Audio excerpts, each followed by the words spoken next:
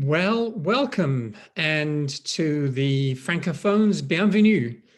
Um, Let me just sort things out here a little bit.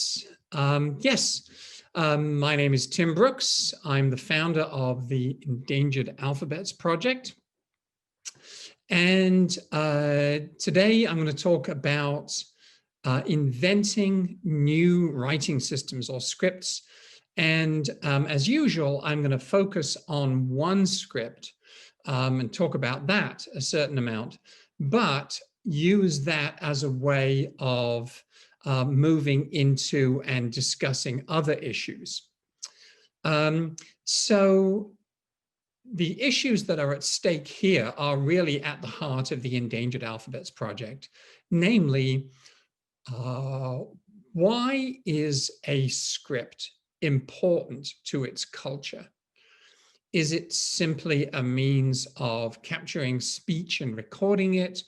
Is it something else? And so we're going to look at that in the case of the Adlam script. But we're also going to, in fact, we're going to start out by looking at it in other cultures. So I'm going to do the share screen thing. And with a bit of luck, we will go to here and we'll do the play from the start for the slideshow. And here we go. So we're going to start by looking at a situation in an area that is sort of the borders of Southeast Asia, South China, Northeastern India, an area that's been called Zomia. And in that area, there are a number of cultures that have created writing systems for themselves. In fact, in some cases, multiple writing systems. So let's have a look at the Karen people. So in the 1820s, so the Karen people are a numerous but very scattered people throughout that region, also in Myanmar. So a Baptist missionary made contact with them and asked them about their language and their writing. And they said God had given them writing on leather, but that it had become lost. And since that tragic event, and this is a really important quote, we have been an ignorant people, without books, without a king, without a government of our own, subject to other kings and other governments. We have been a nation of slaves, despised and kicked about, trodden underfoot by everyone like dogs.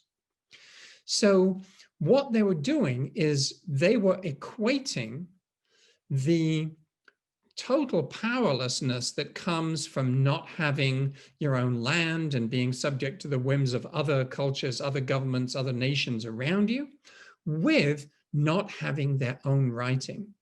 And this kind of mythological narrative is really important because it gets at the heart of how people see themselves, how a culture sees itself, which is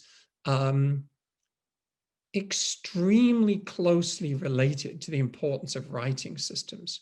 So in the rest of this slide, as you'll see, the legend goes the Karen people were personified as the youngest or oldest of 7 brothers who were each gifted with divine writing by the supreme deity you are. So again, there's this notion that writing is so important, it's actually a gift from a god.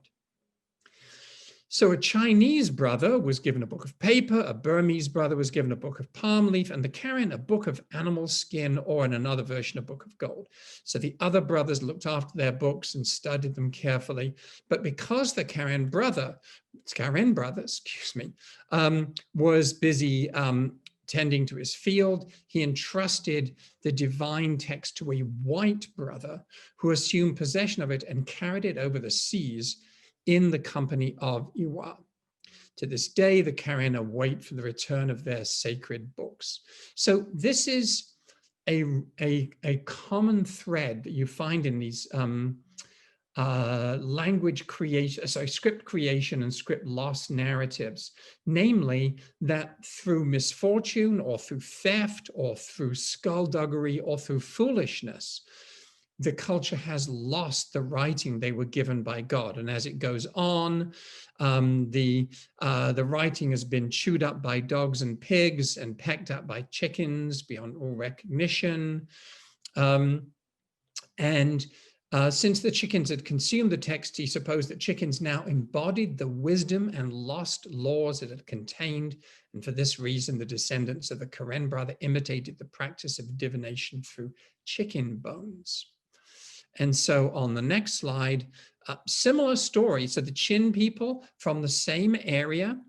Here, the story goes, the ancestral mother, Linyu, laid a clutch of eggs from which 101 brothers hatched. The youngest was the Chin, who wandered off, and by the time he returned, the world had already been carved up among his older brothers. In compensation for this misfortune, his mother, the divine mother, gave him the mountains along with elephants, horses, and other livestock, and placed him under the tutelage of an elder Burmese brother. The brother pretended to instruct him in the art of writing, but instead showed him only the backside of the writing slate. And so he cheated the Chin brother out of his livestock, out of writing, and so it was the Chin were left destitute, illiterate, and stateless in the mountains. So what we see from these stories and a lot of other similar stories is what a sense of shame and disadvantage accompanies a culture that doesn't have its own writing system in many areas in the world. The equation between the two of them is like the flip side of the equation between writing and civilization. Often writing is seen as being a sign that a civilization has reached a certain stage. I personally reject that view, but nevertheless, it's a common view. But the flip side of that, therefore, is that someone doesn't have writing. They can be scorned by those who do. So let's move on to the next slide. And here we see Ibrahima and Abdoulaye Barre.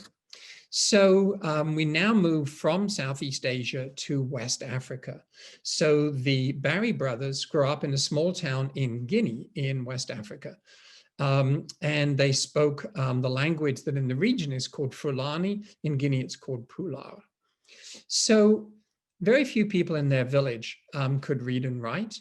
And in fact, their father, who had a shop on the market square, had a very, very interesting and central role in all of this, because he was the person to whom people would bring their letters to read them. And I wouldn't be surprised if he also wrote letters for people as well.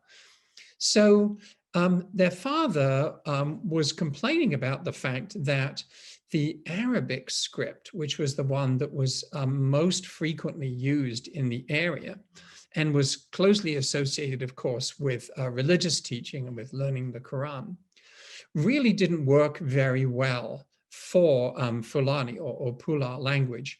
There were sounds that it didn't convey particularly accurately, and that made reading and also writing people's letters very difficult. So again, we've talked about this before in the Sequoia episode at the beginning. The importance of a writing system that actually works for your language is one of the key ingredients to what we're talking about here. So at the time, we're talking about 1989 now, the two boys were young, they were boys. I think 9 and 14, 11 and 14, I may be misremembering. But they decided, you know what, we will try and invent an alphabet. And so they spent 6 months or more after school or even during school. They would just kind of doodle. And if they got a little grapheme that looked cool or looked interesting, They would keep it, write it down, set it aside and say, yeah, we could maybe use that as a letter. And of course, what they were also doing was listening. They were listening to the sounds of their own language, which again was one of the remarkable things that Sequoyah did when he was creating Cherokee. He was possibly the first person to listen to Cherokee in that particular analytical way. So eventually the boys figured that they had enough symbols to actually be able to represent their language. And I believe it was 27 they came up with.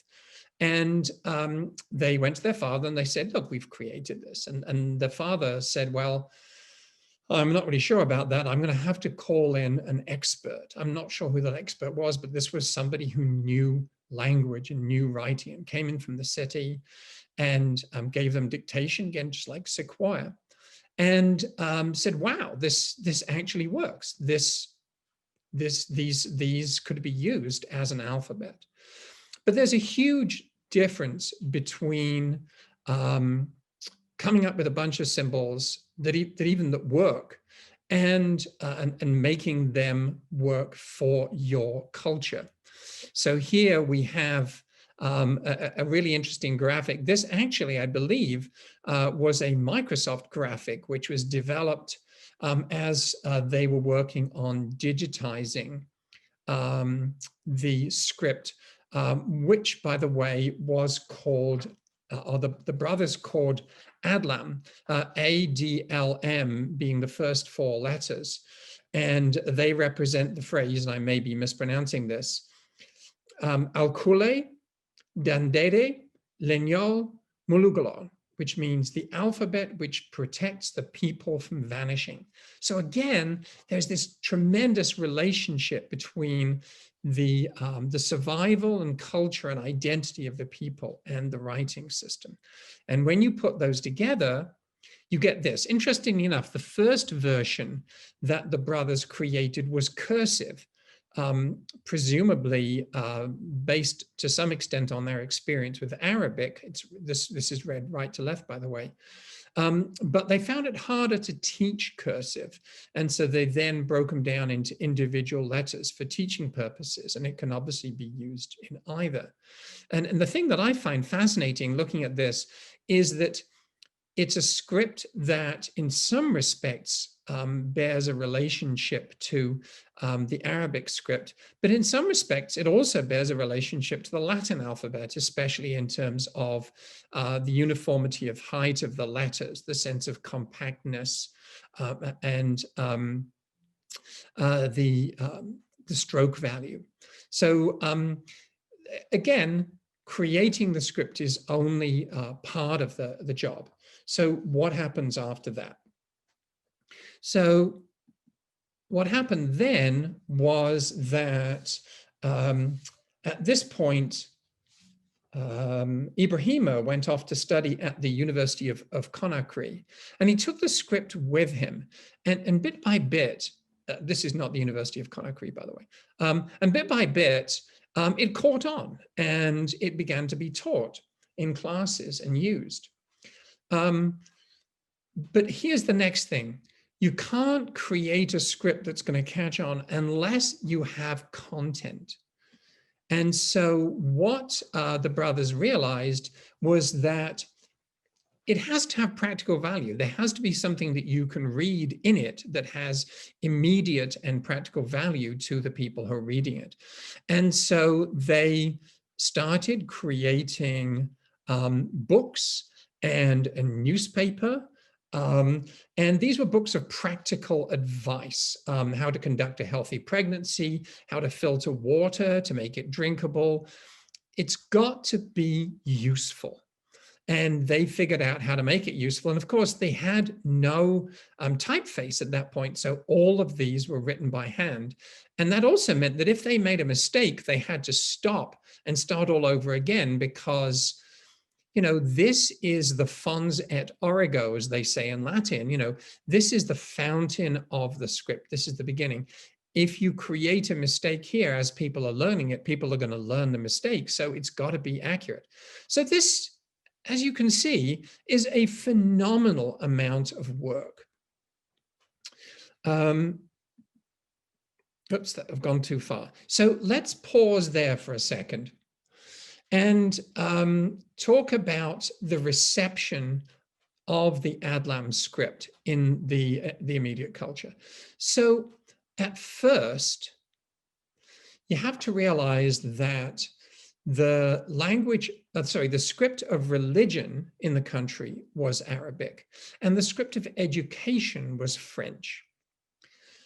And in post-colonial countries, you often find a very interesting tension developing between those who are arguing for indigenous rights, indigenous culture, indigenous language, and those who are arguing for a more universal or global or prestigious culture, language, and script.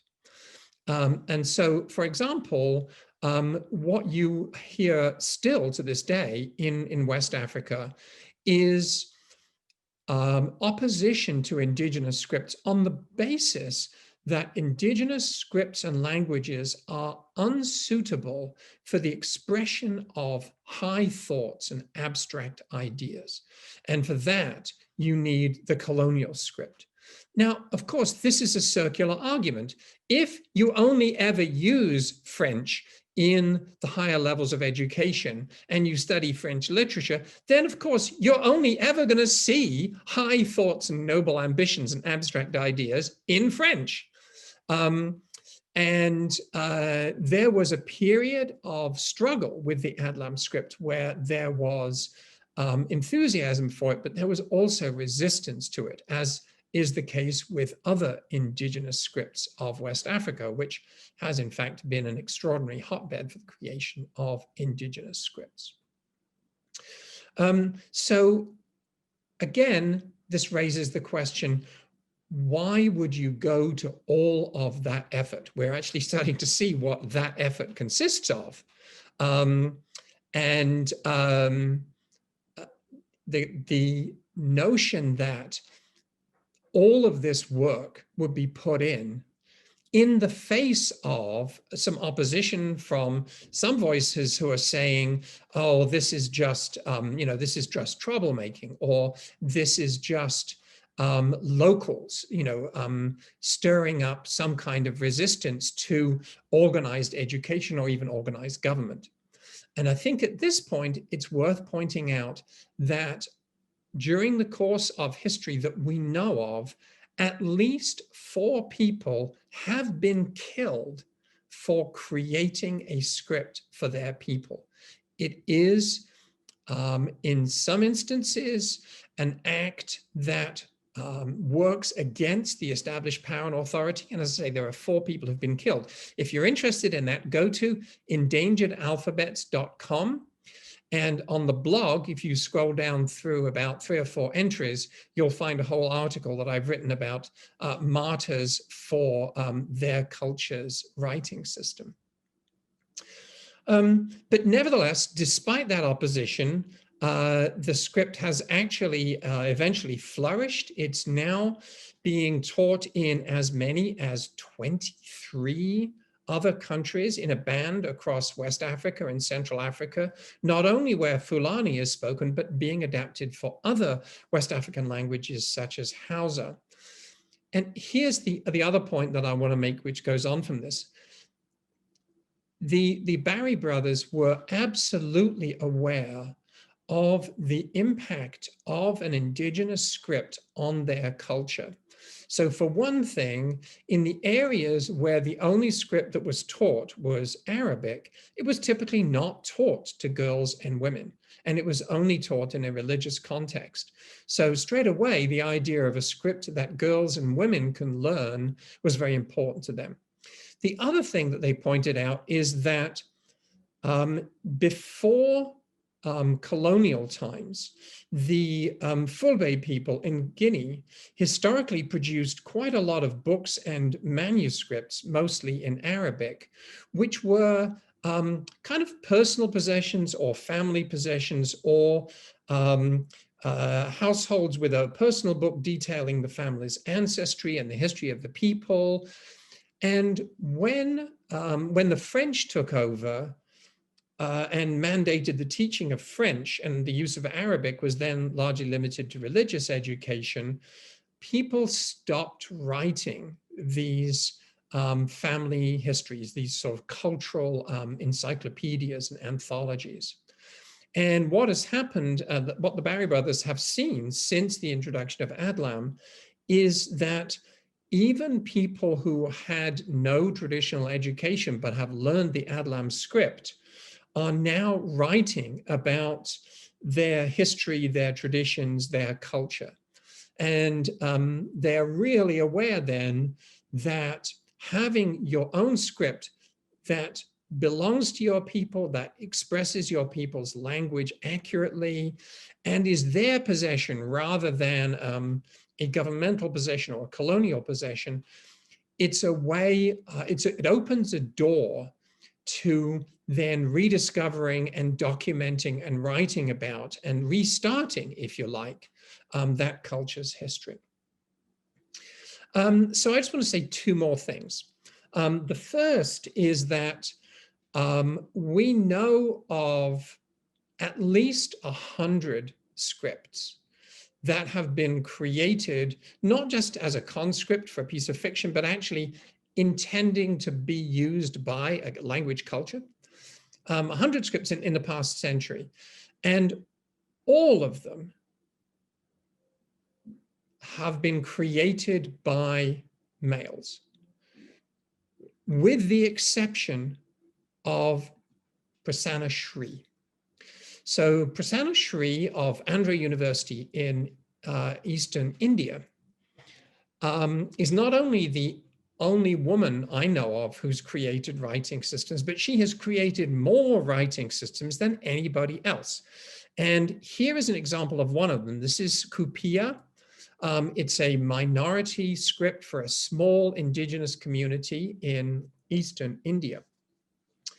And I want to tell you how she goes about creating these, because again, this speaks to the notion of a writing system as being a totem and an iconic representation of the culture. So what she does is she goes and stays with various ethnic indigenous groups and learns their, not only their language, but also their culture and their history. And in the Kupiya people, she was particularly interested in their mythology, because again, the mythology is the self-portrait of the culture. And the Kupiya script has its roots in Indian mythology. So Ratna Kada was a thief and a bird hunter. And one day he shot an arrow at 2 pigeons and one of them fell dead. The sight of the surviving pigeon in tears beside her dead partner made the thief regret his crime. He was so consumed by remorse, he did not notice a vast anthill called Valmikam growing up around him. And God appeared and instructed him to write the great Indian epic Ramayana. So this holy sage was named Agni Sharma, and after his emergence from the anthill, or Valmikam, he was known as Valmiki. And the language his descendants spoke was the Kupiya language of the Valmiki tribe. So at the heart of the tribal or ancestral story of these people is the bow and arrow. And so if you look at these characters, what you'll see is that at the top of every single one is a kind of a V shape or chevron, which is the bow. And then there is this curved line running down, which is the arrow. And so what Prasanna Shri does is to create a working alphabet for the language, but each letter is modeled around some kind of visual image that is iconic or central to the self-understanding of that people. So again, this is not simply a means of transcribing speech. This is a visual representation of their history, their ancestry, their glorious past, because after all, this ancestor was a sage, whereas the Kupiya people now are very remote, very rural, very poor. It's the way of connecting them to their own sense of identity and pride. And of course, in this case, it's also very literally connecting them to the bow and arrow, which is important to their everyday lives. And so the last thing I want to show you, oops, I'm sorry, that's an Adlam script. There's somebody working away on Adlam that's got out of order. This is the last thing I want to show you. So just a couple of months ago, I was inquiring about a script called Tulang Sikhi, which was created recently. Again, it's a new created script for the Kurukh language in India. And my correspondent over there sent me this photograph of this Indigenous Peoples Academy. So this is a private school specifically for Indigenous people, which means they're going to be disadvantaged and marginalized in all kinds of ways. And they're teaching in Kurukh, and they're teaching in the Tulang Sikhi script. And I was so delighted to hear about this. And especially I was delighted by the final note that my correspondent sent me with this, which was, we can take it from here. So there are some thoughts about the Adlam script, about the reasons for creating a script within the culture and the importance of a script to a culture. How even with a new script, the roots of the writing can be extraordinarily deep and extraordinarily personal to those people. But even so, how much work it takes to actually make it successful and get it adopted. And as always, I wish everyone the best of luck. Speaking of which, in the next 48 hours, we're going to be launching our Kickstarter campaign to support the Mongolian script, which is now under threat in its homeland in Inner Mongolia in China. We hope you will support our campaign. We need your support, and the Mongols need our support and your support. With that, so that will go live in probably 48 hours. I will send you a link to it, and please spread the link amongst all your friends, all your colleagues, and get them to support us as well. So now we're going to go on to Q&A, questions, answers. I haven't been following chat. Usually there's some stuff that turns up in chat. I'm turning the meeting back over to Alec, who is going to act as moderator. And I say, okay, questions. And there's usually a complete silence for about 30 seconds. And then there is an avalanche. Okay, so questions and comments, please. Silence. Last time, Alec decided to fill the questions and comments with an insult to my shirt. So I'm deliberately wearing the same shirt again today. Only because you asked for it. There's a couple of links in chat, but no questions yet. If anyone has a question. Thanks for posting links in chat. So after this is over and recorded, the recording is going to go up on YouTube, and the chat I'm going to send as an attachment out as an email to all of you. So any links or comments or suggestions that you've put in chat are going to get circulated to everybody that way.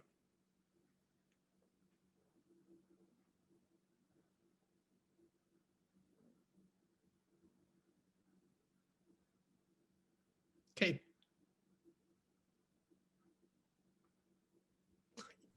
Ask the question now. You're going to regret it when we close the meeting. It's a quiet group. Apparently so.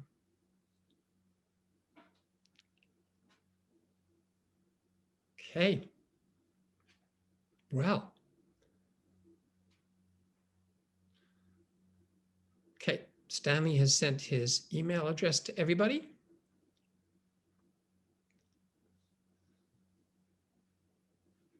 we have a hand up from Stanley. Okay, great.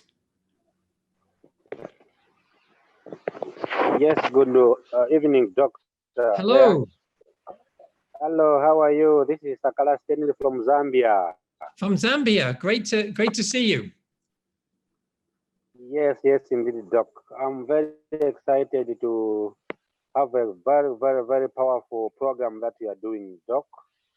And I am a full in support of the program as I do promote the indigenous languages, so to say, endangered languages. Sorry that I've joined a bit late because I was very busy and at the place of work, although I've knocked a bit late. But I'm very ready to work with you, to collaborate with you in supporting the indigenous language so that they are also taken into public domain. For example, here in Zambia, we have got Kunda, Senga, among the minor languages that are not even used fully. Talking to Mongolia language that you have spoken, I think we can still work together and see how best we can do so that we develop a lot of literature so that people should know that such languages are there, the culture of those people, and see how best we can use. But the only challenge that we are having here in Zambia, it's about the gadgets, the laptops, the computers, and how to use whatever we want to write such type of articles. That's the only challenge that we have, because the majority of such people are people that use those smaller languages are found in the rural areas, and people don't have they don't have gadgets, they don't have computers to use. Right. So, and most of them, they don't have the know-how on how to use these gadgets. So it's a big challenge that we have us people that at least we are able to use some of these computers. Got it. Well, I'm delighted to help you in any way I can. Feel free to get in touch with me by email. Also, I'm in touch with people at Google, for example, who are working to make more and more languages and writing systems user-friendly in terms, especially of phones, but also in terms of laptops. So I may be able to put you in touch with some people there who can help. All right, no problem. Great. Just send me a link. I mean, your email address to be able to start. Yeah, shoot me an email. Wonderful. Any other questions or comments come up? So, question, does Adlam have connected and disconnected versions? Yes, indeed. So there's, the version that I've carved, the one that's right here, obviously it has ligatures, it has those connections, but then it's also available in keyboard form, where obviously you have individual characters with less of a ligature thing and more standing alone. I believe there is a Noto Sans Adlam font, but I believe there are other fonts as well. So yes, I think that's both. And the follow-up is, how do people pick one version or the other? I don't know. That's a great question. I actually know the Barre Brothers to a little degree. So if you have any questions that you would like me to forward on to them, I'll put them in chat and I'll be happy to do so.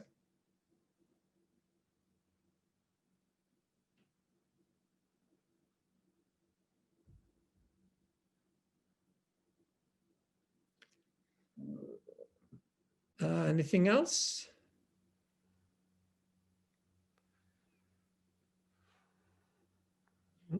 Seems to be it. Okay. Well, in that case, thank you all for coming along, and hope to see you all next time. As I say, keep an eye open for our Kickstarter. Please spread the word. This is a huge and ambitious project, which is going to take a good 6 months, and we need absolutely all of the support and all of the publicity we can get. All right. I wish you all the very best, and I will see you again soon, I hope. Take care.